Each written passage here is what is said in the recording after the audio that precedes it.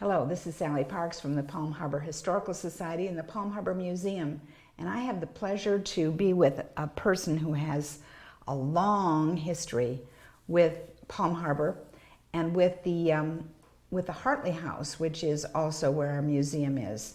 So welcome, Mr. Bary. Thank you. Phil Bary. Phil, give us your full name and where you were born and when you were born, your birthday and birth year. Okay, my name is Phillip Bary. I'm 80 years old. My birthday is January 9th, 1935. I just turned 80 this past January. After that... Wait, where were you born? Where? I was born on Garden Avenue in Clearwater, Florida, straight across from the old police station. There was a two-story yellow frame building, and I was born in that building. So was it a home birth, or was this like a hospital, or what was it? No, a midwife delivered me. I see, okay. That's what I've been told all my life. Well, I'm sure it's the truth then. Tell me about your parents. I want to hear about them. How did they meet? Well, tell me a little bit about them. We moved, I was born in 35, and in July, we moved to the Hartley House. Mm-hmm. I was 6 months old, mm-hmm. And between the time I was born and the time we moved, my mother and father divorced. I see. Mm-hmm. So, mother and 4 kids moved to the Hartley House. Mm-hmm. On approximately July 15th, 1935. Okay, so you essentially grew up in the Hartley House. Absolutely. Mm-hmm. Okay. Tell me a little bit about your earliest memories and tell me about your brothers and sisters. Well, my earliest memories are really the Red Brick School in Dunedin. There were 4 rooms. 2 stories, big rooms. I believe I could tell you Mrs. Poston, Mrs. Wall, Mrs. Hammer, and Mrs. Starr. Those are the 4 teachers. You remember that from 75 years ago? Yes, I sure do. Wow. You couldn't forget them. They were from there. Wait, you said a Red Brick School. What is that building now? It is torn down, and they built, I believe it was torn down. I'm not sure about that. The sheriff's department is in that area now, mm-hmm. and they may have just redone parts of it, and then, mm-hmm. but it's still there. Right. So it's kind of right in the area of Wood Street, Milwaukee Avenue, right. That area? It's okay. On the very east side of it is on Milwaukee. Mm-hmm. Right. Okay. So, but let me back up a little bit. I want to talk about your siblings because yes. You have you were the youngest of the crew, right? Yes. Of your brothers yes. and sisters. Yes. So tell me about your older brother and your 2 sisters. Well, tell me my their older names brother. I think the best thing to put in perspective is the fact that my brother and my younger sister Ann, they were more of an introvert, whereas Helen and I were extroverts. Mm-hmm. And that's no offense to my sister and brother. I loved them both dearly, and still do. Of course, Ann passed away when she was 70 with Alzheimer's. The best recollection I have is Helen, for some reason, she just took me under her arm and led me and told me what to do and what not to do. And I listened to her because she and I were very, very close. Mm-hmm. Does she still do that? Oh, still to this day. Did last night. Helen is how much older than you? Tell me kind of the birth order of everyone. She's 6 years. Okay. I'm 80, she's 86. Okay. And Richard. Richard would be 87. He'll be 88 in August. And Anne was. About 70 when she died of Alzheimer's. So she was the third oldest child. Right. Okay, and you were Yes. the youngest. Anne lived in New York most of her life, to her married life, and she was a school cafeteria manager. And just one day she couldn't balance her books. And she got a medical discharge and retirement from the state of New York. I see. Phil, would you mind telling me a little bit about your earliest memories of your playmates? I assume your siblings were your playmates largely. Oh, yes. But you probably had other little friends that you played with, either at Bill school. Pulaski was very, very close, because when I was young and up to 12 years of age, there was nobody out near the Hartley House. So who is Bill Pulaski? Bill Pulaski is my first cousin. He is Clarine Pulaski's youngest son. She has an older son, Frank, who passed away about a year ago. Right. And the Pulaskis lived where? They lived down County Road 70, which is Belcher Road now, about a half a mile from the Hartley House. And I they had suppose that 5 was all acres. paved and No. 6 lanes Shell- wide. And They got the shell out in Oldsmar and hauled it in there, and you had to drive over it to get, if you wanted to go down. And if you went up the hill about a mile and a half down County Road 70, you took the chance of getting stuck because there wasn't any shell there. They hadn't got that far. But so that road did not go all the way down to what we now call Main Street in Dunedin. absolutely, it went all the way. Oh, it did go that way. Yeah. Okay. It did years ago, and it went down to what you didn't know this probably, but it went to the goat farm. There was a goat farm by Mr. Evans. That's where we get the name Evans Road. Okay. And he had goats, and he was going to sell goat milk and all of that foolishness, and he just disappeared one day. But he left a road behind. Yeah, I guess he left some goats too. So the first home that you remember, of course, was the Hartley House. Absolutely. Right. Absolutely. So tell me a little bit about your grandparents and maybe something about their family members. Your grandparents were Ida and Thomas Hartley. Right. And what was it like living in their house? Tell me about that. I have no complaints. None. I had a good life. It was tough. Because Everybody that knows us knows that. But why do you say it was tough? Tell me what that means. we didn't have running water. We didn't have electricity. So? No. We got electricity in 1948. Let me tell you a quick story about that. Jesse Boyd, Grandpa Hartley bought his poles to make ladders from Jesse Boyd. And periodically, he'd call Jesse on the phone at home at night and say, "Come by, I've got some money for you to pay for poles." And one day, here's me. I'm right at Grandpa's heels, following him around. And I remember, and I'll remember till the day I die. They talked, and Grandpa handed him his money, and they talking back and forth. And he said, "Jess," that's what he called him, Jesse Boyd, he called him Jess.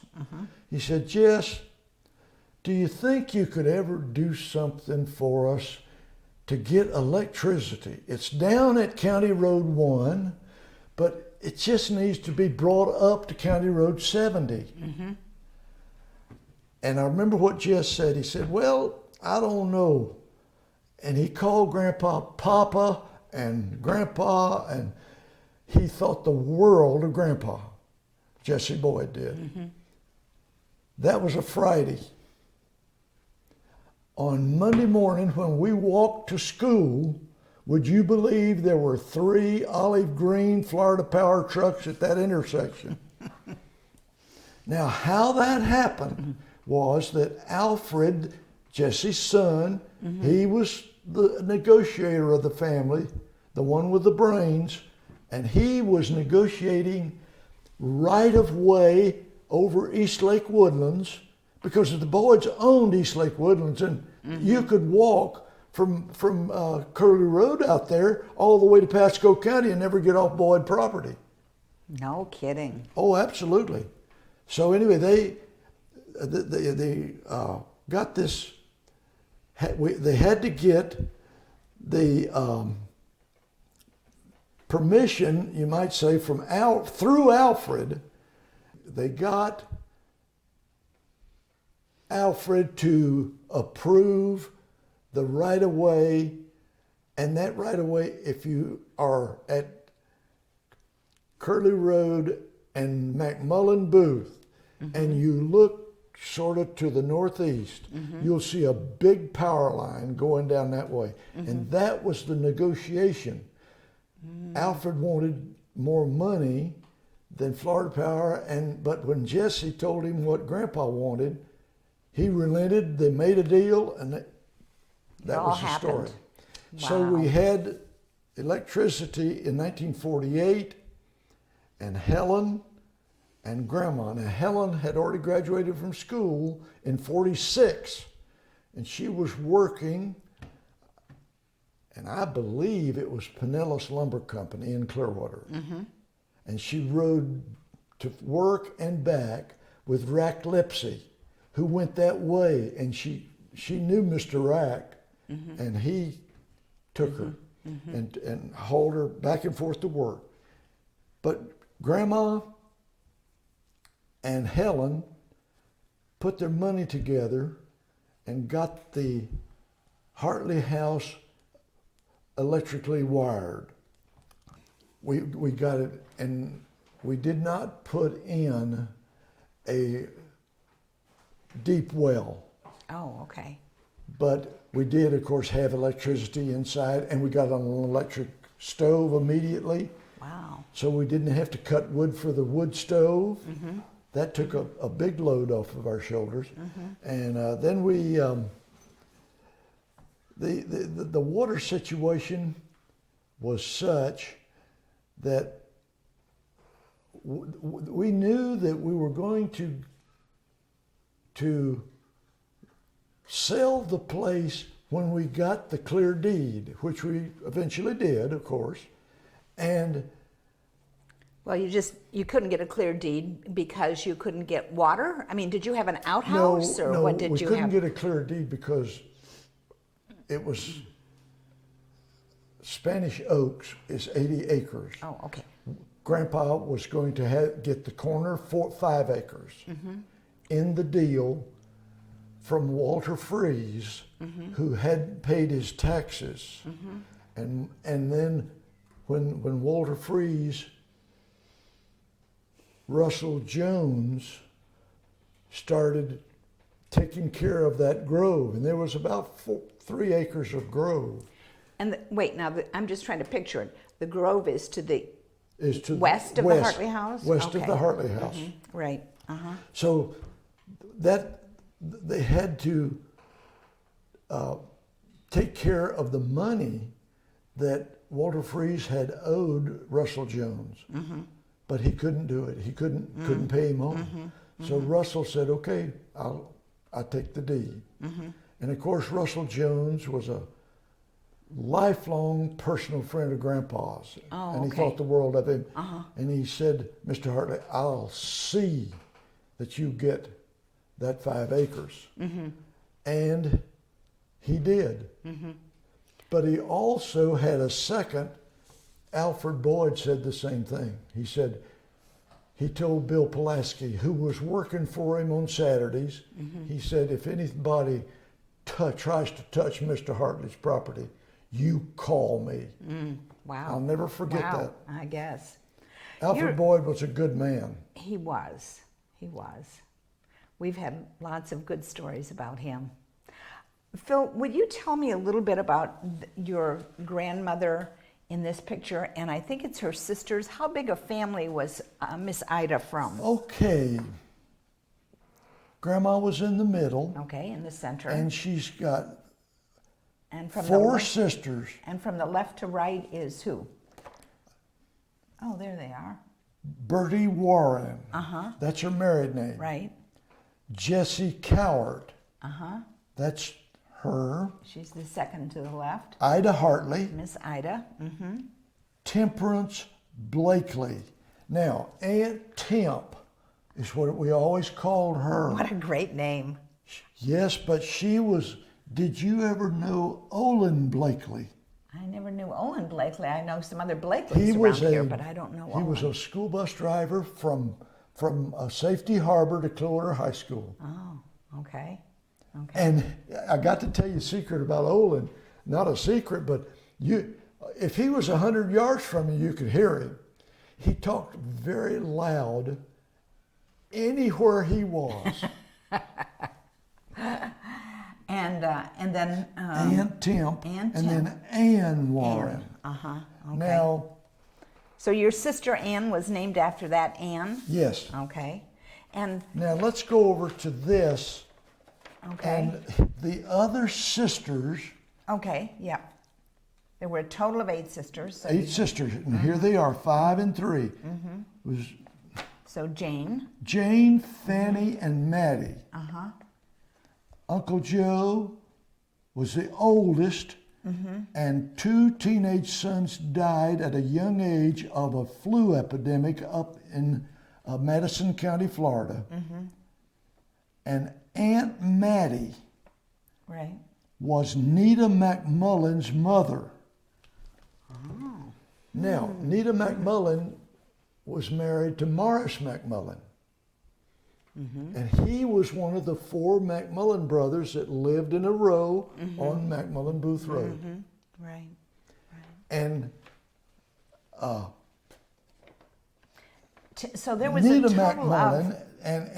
and Morris at the corner of Sunset Point Road and McMullen Booth, and on the southwest corner, they had it's a fruit stand, a citrus, big, with open air, and they had that for years and years.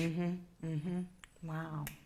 So there was a total of 8 children in There your was grandmother's family. 8 girls, 2 boys that died, and little Joe, who was killed in the Civil War. He was the oldest child. So he was probably, Grandpa was born in 67. Grandma was born in 72. 1872. Yeah, 1872, yes. Right. Yeah. So she had a brother that died in the Civil War. Yes. And he was the oldest, the first child of their mother, the Stanton. The Stantons. And there are still to this day many Stantons that live in Madison County. Have you ever connected with any of them? Yes. Oh, Yes. nice. That's very nice. Yep. So, tell me a little bit about your grandfather's family. We don't have many pictures. I don't think we have any pictures of your grandfather's family. No, we but, don't. I think that maybe Bill Pulaski has, well, let me name them. 3 people came from Britain, from England. That was Grandpa, he was my great-grandfather, Okay. James William Hartley. His brother, he was a bachelor, he never married. His name was William Thomas Hartley, and the wife, I do not know her name, Oh, okay. but she had, and I think it's fair to say this, she had mental problems, and all of a sudden one day she disappeared, and they didn't know what in the world. Well, they looked and looked and looked, and finally they found out she was in South Carolina.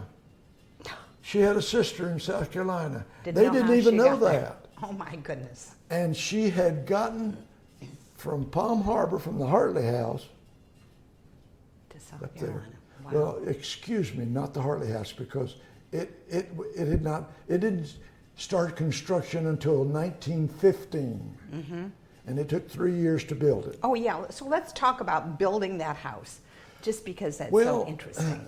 You couldn't go down to Home Depot and buy a whole cement block. Oh, you couldn't? There You had wasn't to a Home make Depot every on Curlew block Road? that went into that house was molded and placed. Where did you get the molds? Did you have to make the molds They too? made everything. Really? I mean, you couldn't buy a mold. So did you just build the main floor first and then work up, or how? How do you think That's it the way went? I understand they did. Yes. Did you ever hear the story about why the mortar is pink? That. Yes, I heard it, but I hear everything I don't really buy berry that. I don't juice buy in that. it and things like that. I don't. Well, why would they make it pink? I mean, it is still. I think shows that pink. probably it was an idea of Grandpa's father. He didn't die till 1920. Oh, okay. So he was around when he they was were building around. the house. Okay. There you go. From England, and that's why we think that instead of building a pine board home, which he should have done, his father sold him on building a concrete home. Concrete home, yeah. And built it 2-story. And he took on just about more than he could handle, because it took 3 years of labor to build that. Phil, I've heard the story before that it took that long to build, but I never knew that your great-grandfather was on the site, was still living and, involved in the family at that time. So that's really a new piece of information. That's that right. I Let's love see. hearing. 40, 60. Yes, they were still around because they were born in I think somewhere in the area of 1850. Right. Okay. Well, I'm buying it. It's good. Okay, so tell me what your grandfather was like as a person. He was probably the best man I've ever known. And I delighted in the afternoon late, before he came to the house to clean up and go in and eat, have supper. I would go down, and some days I'd get 30 minutes. I wouldn't even know today that he had 2 goats, or that he had 2 mules that he used extensively in his business. And he just told me everything, but the main thing he instilled in me was being a good person.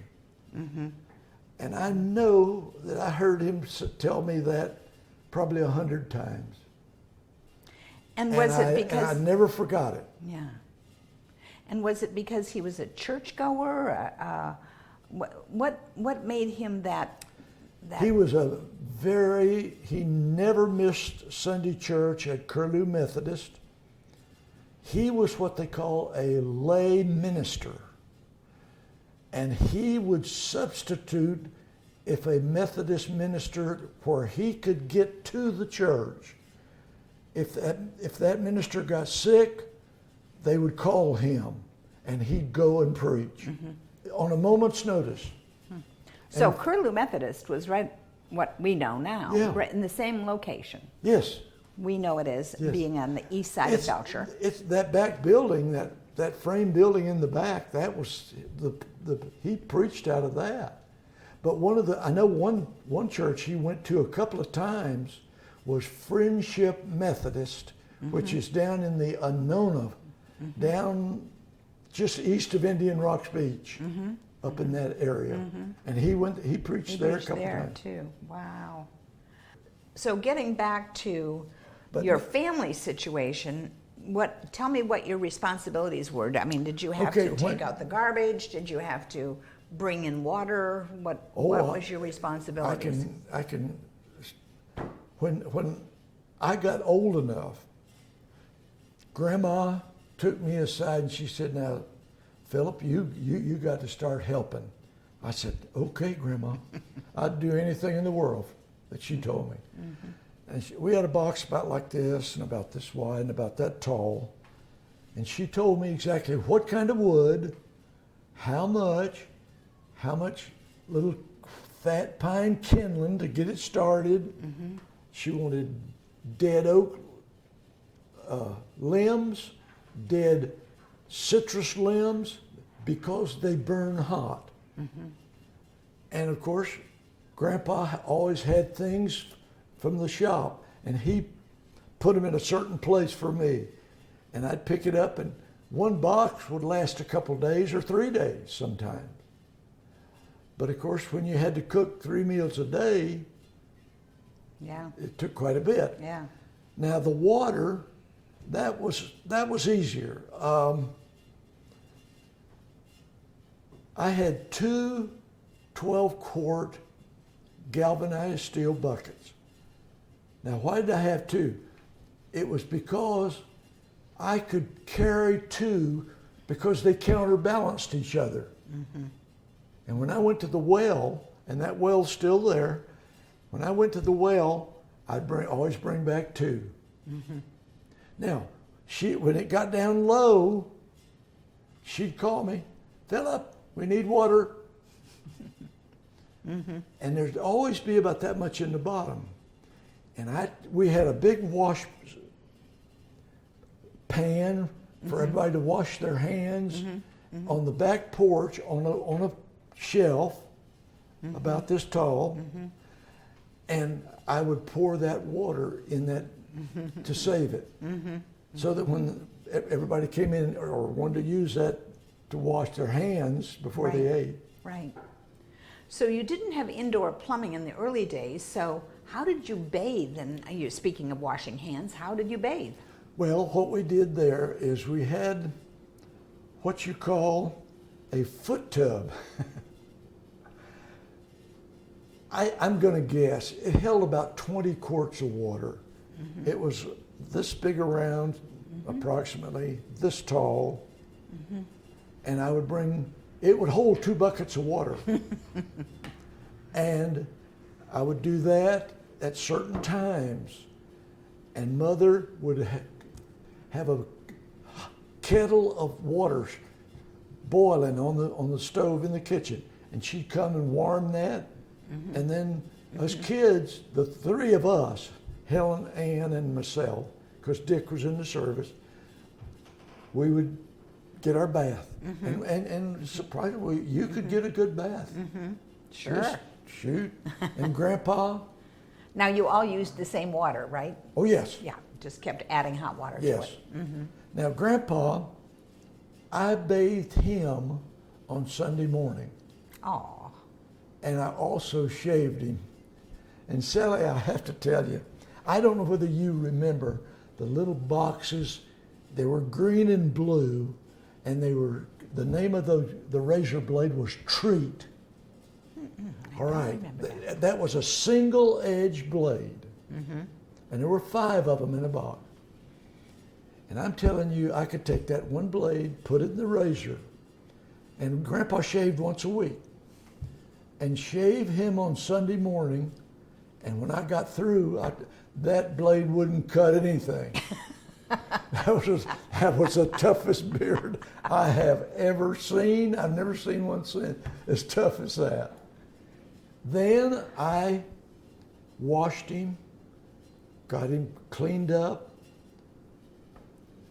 gave him some deodorant, got him dressed, and Mother never, ever took Grandpa to church in her car. He preferred to walk through the woods. And from the Hartley House out to Curlew Church it's a half mile. Probably. Yeah. And he walked every Sunday. There was a trail. You could see it. And there'd be Grandpa's Grandpa trail. with his Bible, and he had to be ready to leave at 9:30. Shaving, washing, dressing, tying his tie, everything. Because he taught a 10 o'clock Sunday school class for the adults. I see. So after that, of course, it was 10, 11 o'clock, and church started. And we would get out about 10 after 12 or 12:15. So you were expected to go to church, of course. Oh, I went every Sunday. Oh, absolutely. Did they have children's Sunday school then, in those days? No, they did not have A Sunday school. just the